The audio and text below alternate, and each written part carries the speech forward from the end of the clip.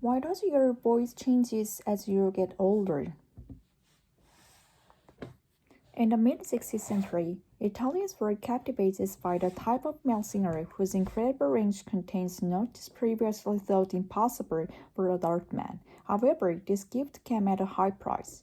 To prevent their voices from breaking, these singers had been castrated before puberty, halting the hormone process that would deepen their voices. Known as castrati, their light angelic voices were renowned throughout Europe until the cruel procedure that created them was outlawed in the 1800s. Though something vocal raw can produce an extraordinary musical range, naturally enabling voices are always capable of incredible variety, and as we get age, our bodies undergo two major changes which explore their range. So, how exactly does our voices spark first, and what causes this shift in speech? The specific sound of a speaking voice is the result of many anatomical barriers, but is mostly determined by aging and health of our vocal cords and the size of our larynx. The larynx is a complex system of muscle and cartilage that support and move the vocal cords, whereas their more accurate is known the vocal folds. Strung between the fibers and electronic cartilages, these two muscles form the elastic curtain that opens and shuts across the trachea, the tube that carries air through the throat. The folds are apart when breathing, but when you speak, they are slam shut. Lungs push air against the closed folds, blowing the open and vibrating tissues propels the sound. Unlike the delivery-focused required for playing and external instruments, we effortlessly change notes as we speak. By pushing air faster or slower, we change the frequency and amplitude of these vibrations, which respectively translates to pitch and volume of our voices. Rapid and small vibrations create high-pitched quiet tones, while slow, larger vibrations produce deep, bellowing rumbles. Finally, by moving the larynx muscle between the cartilages, we can stretch and contract those folds to intuitively play our entire instrument. This process is the same from your first verse to your last, but as you age, your larynx ages too. During puberty, the first major shift starts as your voice begins to dip. This happens when your larynx grows in size, elongates the vocal folds, and opening up more room for them to vibrate. These longer folds have slower, larger vibrations, which result in the lower baseline pitch. This growth is especially dramatic in many males, whose high testosterone level leads first to voice cracks, and then to deeper and more booming voices, and laryngeal protrusion called Adam's apples. Another vocal development during puberty occurs when the homogeneous tissues covering the fold specialize into the three distinct functional layers: a central muscle, a layer of stiff collagen wrapped in stretched elastic fibers, and an outward layer of mucous membrane.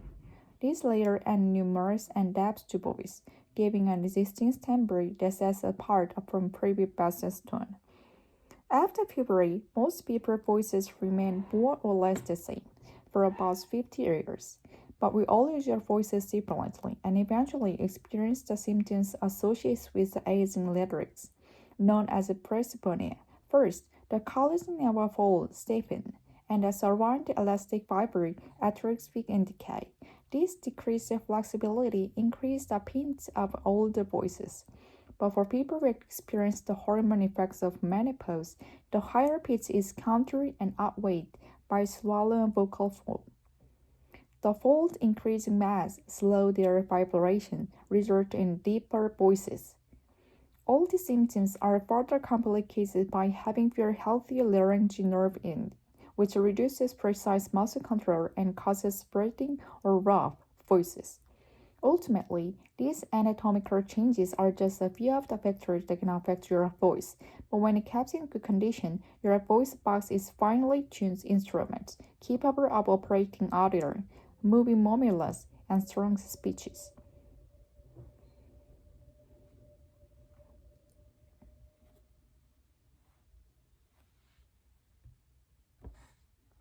One more.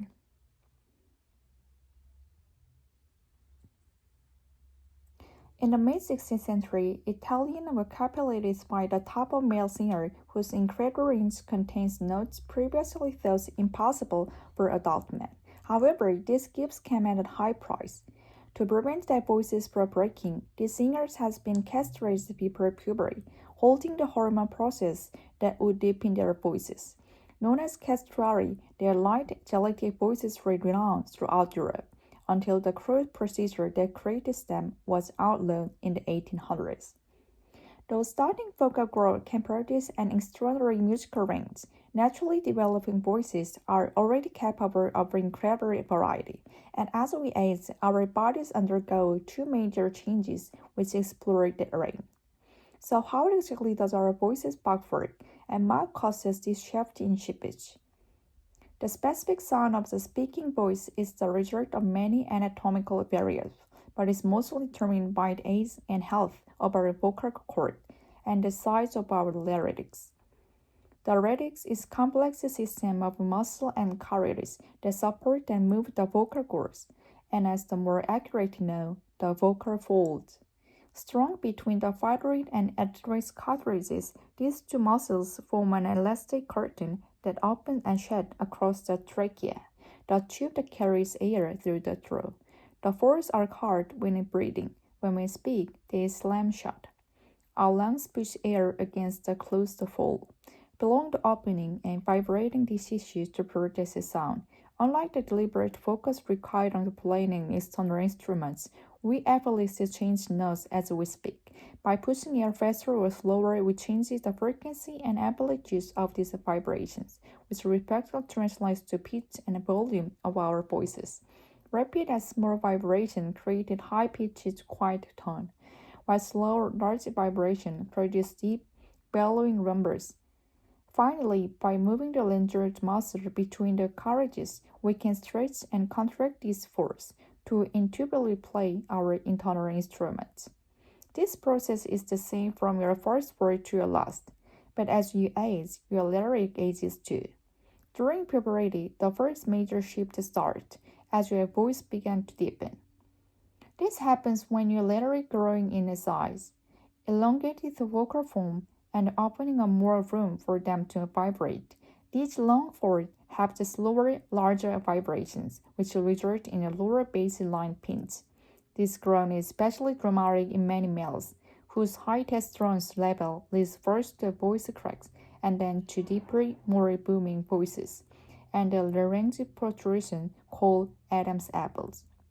Another vocal development during puberty occurs when a homologous tissues covering the folds specialize into three distinct functional layers: a central muscle, a layer of stiff collagen wrapping and stretched elastic fibers, and an outer layer of mucous membrane. These layers add numerous and depth to a voice, giving it a distinct timbre that stands apart from previous tone. After puberty, most people's voices remain more or less the same for about 50 years. But we all use our voices differently. Eventually, we experience the symptoms associated with aging lyrics, known as presbyopia. First, the collagen of a fold stiffens, and the surrounding elastic fibers atrophy and decay. This decreased flexibility increases the pitch of older voices. But for people who experience the hormone effects of menopause, the higher pitch is countered and outweighed by swelling vocal folds. The folds increase in mass, slower their vibration, resulting in deeper voices. All these symptoms are further complicated by having fewer healthy laryngeal nerve endings, which reduce the precise muscle control and cause the breathy or rough voices. Ultimately, these anatomical changes are just a few of the factors that can affect your voice, but when kept in good condition, your voice box is finely tuned instrument, capable of operating aria, multimodulus, and strong speeches.